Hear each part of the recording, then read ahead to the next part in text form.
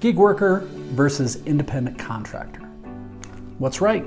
What's the difference? We're going to go through and we'll talk about that.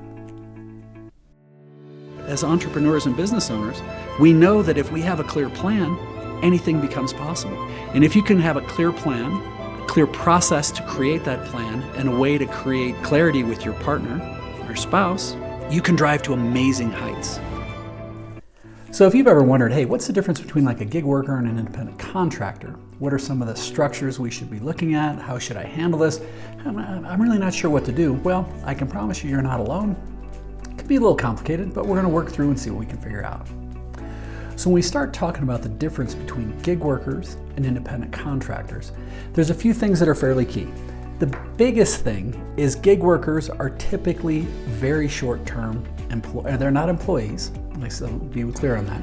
They're both 1099 contractors. 1099 is an independent contractor, and this is a designation set by the IRS. What it means is that as an independent person, as a 1099 person, you're going to be obligated a lot of times for your own insurance, but also for all of your own taxes. And if you're doing fairly well, you may have to make quarterly or even monthly progress payments towards your taxes. But it also means that you're not receiving any of the benefits from that company. You're likely not getting any health care, you're not getting any profit sharing, 401k, bonuses, that kind of thing. So it means that you are independent outside of the organization, even though you're being brought in to do some work. Now, that work, traditionally for a gig worker, could be very, very short term. It could be even a few hours. Uber, Lyft, those guys are technically gig employees that come in for very short term blocks of time and pieces that they're working on. A lot of times a gig worker may be brought in just to do a short-term contract or creativity piece. Independent contractor is still an independent 1099 employee, but they're not a W-2 designated employee. They are a 1099 contractor, I should say, not employee. And as a designated contractor, traditionally those contracts are longer. Not always, but usually. So an independent contractor will have a longer engagement for a longer period of time. And within either as a gig worker or as an independent contractor, usually you're going to have, there's the possibility and the opportunity to create different types of legal entities and structures. So usually an independent contractor is completely treated as its own independent business, its own independent business unit, which means that you're going to have to figure out your insurance, your accounting, your compliance, everything that's associated with that. Sometimes it's a similar kind of thing with gig workers, but not always. So sometimes you may choose to do different types of entities or structure with the government. So some high-level version of entities. One, you can be a sole proprietor. This is basically you working as yourself, and everything that you do is going to be attached to your Social Security number, as far as tax, compliance, things like that. It's pretty easy, but it doesn't give you much protection if something happens. So what most individuals do is they end up creating some sort of an entity. Now, an entity can be in the form of a corporation, and this can be a subchapter S corporation, which is usually good for small businesses. It can be an LLC, which is a limited liability company, or it could be a C Corp. There's a bunch of different reasons why you'd want to do these. A lot of times people will do the LLC, the limited liability company. They're some of the easiest and have the lowest compliance. There are tax advantages when you are working for the entity. So the entity itself will actually get its own employee identification number, EIN. And when you have the EIN number, that's as if it's kind of like it's similar to a Social Security number, but for a business. And then you, traditionally as the owner, but then you are employed by the company. So you'll technically be an employee within the company, but then you have a variety of different rights for how you do your own retirement, how you're paying for taxes and different things. So there's a variety of ways to do that. Now, so I realized, whoa, you guys, I'm just trying to figure out what's the difference between a gig worker and an independent contractor. It's going to depend, which is always a crappy answer, I get it. So what I'm going to recommend is that you start with an accountant. If you think you're going to go into the gig working economy or be an independent contractor, you're not really sure, what I'm going to recommend is go and find an accountant. Now, not just any accountant. We don't want somebody who only does logistics and third-party logistics or only does inventory management or only does audits. You're going to specifically be looking for an accountant that focuses on small businesses. Ideally, either gig businesses, or at least has exposure to it, as well as independent contractors, small one-offs. This is pretty easy to find. You can ask other gig workers, other independent contractors and say, hey, who do you use? Are you happy with them? Do they have other clients like me? Great. Then when you call and interview an accountant, the accountants should be willing to give you 30 minutes to an hour of their time, because they have to do their own version of business development, and they're looking for long-term relationships and they're looking for quality people. So if you think you found somebody, great. What you can do is you can then step in a little bit and start talking to them and say, hey, before we get started, just help me understand, how many small businesses do you work with? And if the answer is 4 or 5, probably not going to be a great fit. But if they say, well, the majority of my clientele are all small businesses, wonderful. How many of those are gig workers, independent contractors, solopreneurs? You can ask that, and that's going to help you get even closer.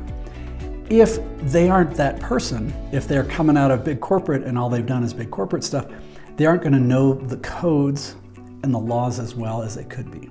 So in my book, The Aspiring Solopreneur, and on our course at aspiringsolopreneur.com, we go through and specifically give a whole list of how you can interview a great accountant, an attorney, banker, insurance person for when you're starting to build these things, so that you can ensure that you're going to be in compliance and you're doing things the right way. It's one of those things that you don't have to invest a lot of energy. It's a little bit of time, and you don't have to invest a ton of money, if any, to get started, but you can build a full team of advisors that can help you be amazing at what you're trying to do. So when we look at these different types of the structures, one of the other areas you're going to look at is when you start to work with whoever you're choosing to work with, if it's an Uber or an independent contractor, whoever it is. Look at the contract and see what they're looking for in the contract. Usually they won't dictate the type of structure, but if you bring that with you when you go to see your accountant, the accountant's going to be able to help give you some guidance on how can we figure out what is the right structure for you.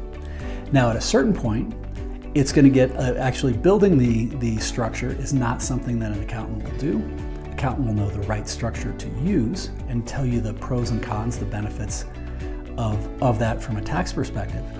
But actually creating it, you can go online, and there's places you can do that online, and it's pretty reasonable to do. But I would suggest see if that accountant knows of a small business attorney. Same thing, somebody who's been around the block, works with and knows small businesses, and you can take the contract with them and go and say, hey, look, this is what the accountant's recommending. Tell me where you think, where's your head at with this, and what is the right structure that we should do, and how would we go about building that structure in the simplest way possible. The challenge, unfortunately, sometimes with attorneys, is same with insurance agents, is sometimes you just need something very, very basic and they want to go over the top. Remember, they work for you. You're interviewing them to see if they're going to be a good fit for you and if you're going to be a good fit with them. And then ask, what is the very minimum that I need to cover my butt? What would be some things I probably should add? So we have a minimum, should, nice to add, must have, should have, and it'd be nice to have. Think about those things, but it'll also usually come with a cost. So you'll have to start to get some feelings and expenses there. Now, lastly, knowing the specific industry you're in, that you're going in and you're looking at exploring. Remember, you haven't started the business yet. You haven't done any of this yet. You're just vetting and exploring it. The question would come to, and what I would recommend, is find others who's already done this. Look up other people. You can Google it. You can find other people doing things, and start asking them questions. What is the structure you have? What worked for you? What didn't? Why did you do this? Now, most people, particularly small business people, man, they're going to bend over backwards to try and help you, because maybe they had somebody who helped them, or maybe they didn't have anybody help them. And if they didn't, they likely want to help make that easier for other people. It is tremendously powerful that you can start diving in and looking at it. But to put a pin in this, just to pull it all back together, in essence, when we're looking at the difference between a gig worker and a contractor, is the contractor, subcontractor is typically its own independent business entity, usually with longer contracts. A lot of times the gig worker is a short-term contract, very short-term sometimes. It typically is an individual, but it can also be, that individual could be their own organization, an LLC, a subchapter S, that kind of thing. So with this, when in doubt, find the experts.